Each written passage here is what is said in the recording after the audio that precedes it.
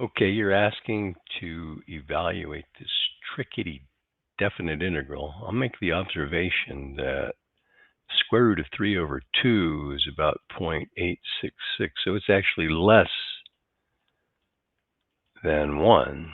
So this is probably going to be a negative result. So I'm going to evaluate it, or show you how to evaluate it this way, so that we get a positive result, which will be the area under the curve. So let's see what's happening. This graph is the graph of the inverse tangent of 2x.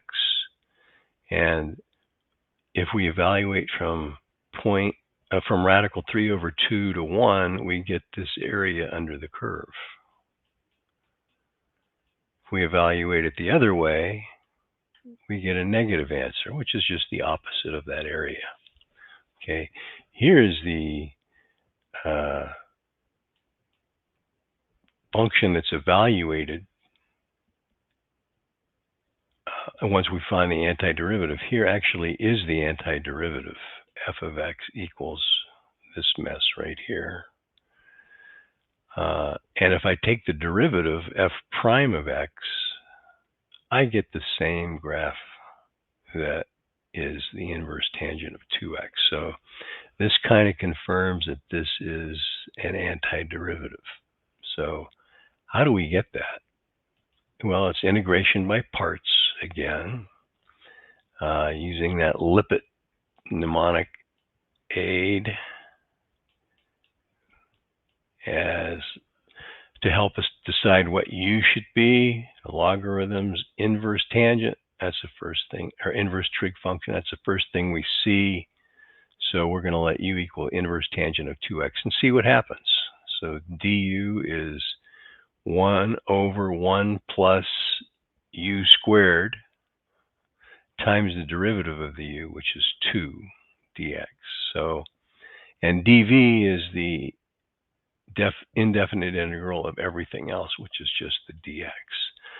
So the antiderivative of that is x. Applying the formula for integration by parts, u times v, that's this, minus the indefinite integral of v du.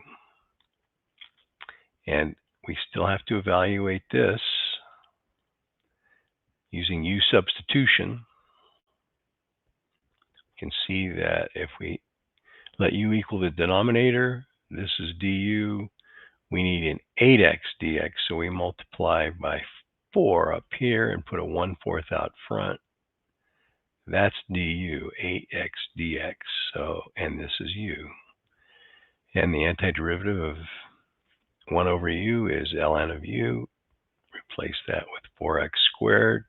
That's what this thing is. So this I is equal to x inverse tangent of 2x minus this, 1/4 ln of 4x, quantity 4x squared plus 1. I put the constant of integration out there, but we're really going to evaluate that from radical 3 to 1, radical 3 over 2 to 1.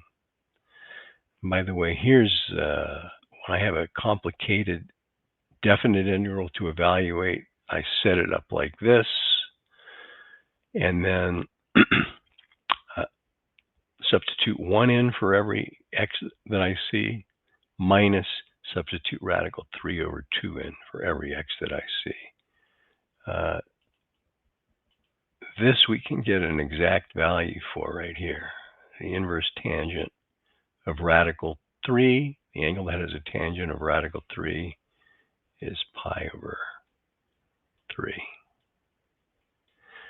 And radical 3 over 2 times pi over 3 is pi radical 3 over 6, which that's what we have back here. Okay, there you go. Hope that helped. If you have any questions, post a comment.